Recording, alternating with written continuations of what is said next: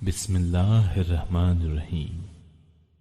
جن لوگوں نے کفر کیا اور اللہ کی راہ سے روکا، اللہ نے ان کے اعمال برباد کر دیے، اور جو لوگ ایمان لائے اور اچھے کام کیے اور اس پر بھی ایمان لائے جو محمد پر اتاری گئی ہے، اور دراصل ان کے رب کی طرف سے سچا دین بھی وہی ہے، اللہ نے ان کے گناہ دور کر دیے اور ان کے حال کی اصلاح کر دی۔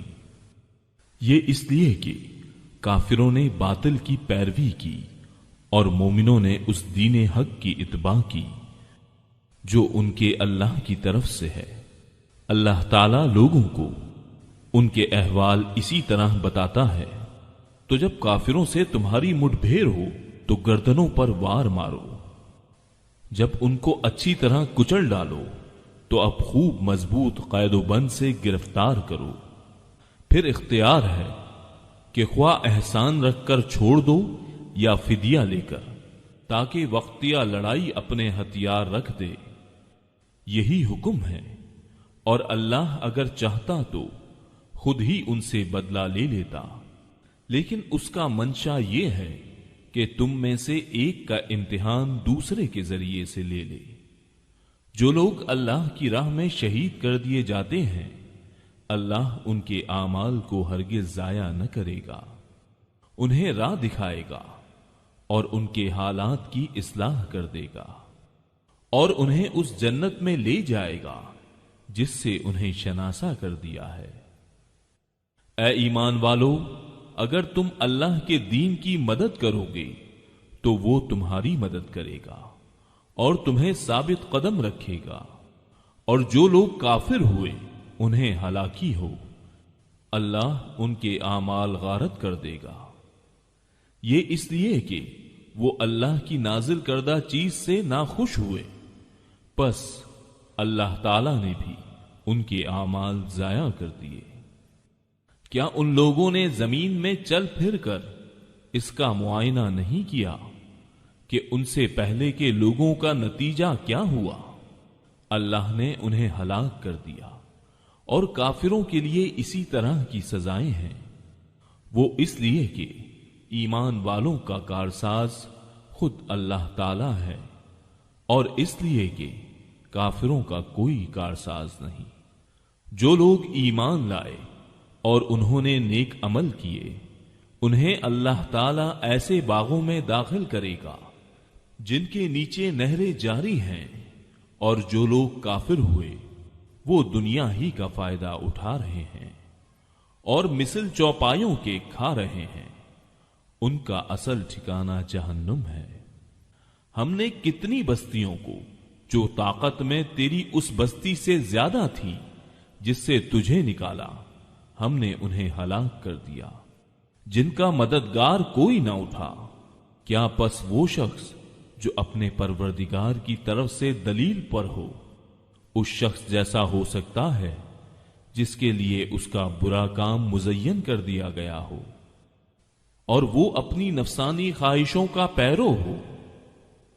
اس جنت کی صفت جس کا پرہیزگاروں سے وعدہ کیا گیا ہے یہ ہے کہ اس میں پانی کی نہریں ہیں جو بدبو کرنے والا نہیں، اور دودھ کی نہریں ہیں جن کا مزہ نہیں بدلا، اور شراب کی نہریں ہیں جن میں پینے والوں کے لیے بڑی لذت ہے، اور نہریں ہیں شہد کی جو بہت صاف ہیں، اور ان کے لیے وہاں ہر قسم کے میوے ہیں، اور ان کے رب کی طرف سے مغفرت ہے۔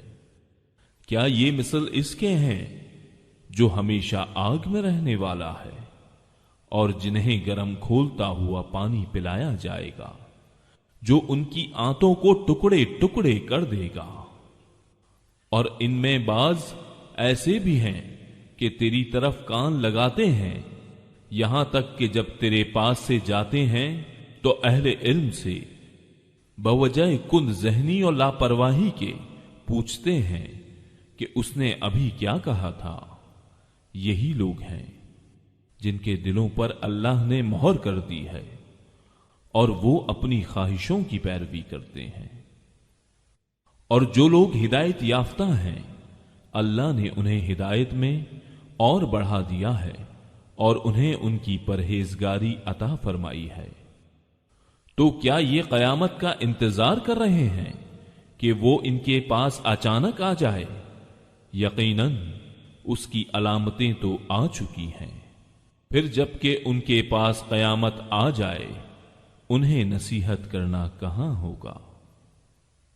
سو اے نبی، آپ یقین کر لیں کہ اللہ کے سوا کوئی معبود نہیں، اور اپنے گناہوں کی بخشش مانگا کریں، اور مومن مردوں اور مومن عورتوں کے حق میں بھی اللہ تم لوگوں کی آمد و رفت کی اور رہنے سہنے کی جگہ کو خوب جانتا ہے۔ اور جو لوگ ایمان لائے وہ کہتے ہیں کہ کوئی سورت کیوں نازل نہیں کی گئی؟ پھر جب کوئی صاف مطلب والی سورت نازل کی جاتی ہے اور اس میں قتال کا ذکر کیا جاتا ہے تو آپ دیکھتے ہیں کہ جن لوگوں کے دلوں میں بیماری ہے وہ آپ کی طرف اس طرح دیکھتے ہیں جیسے اس شخص کی نظر ہوتی ہے جس پر موت کی بے ہوشی طاری ہو۔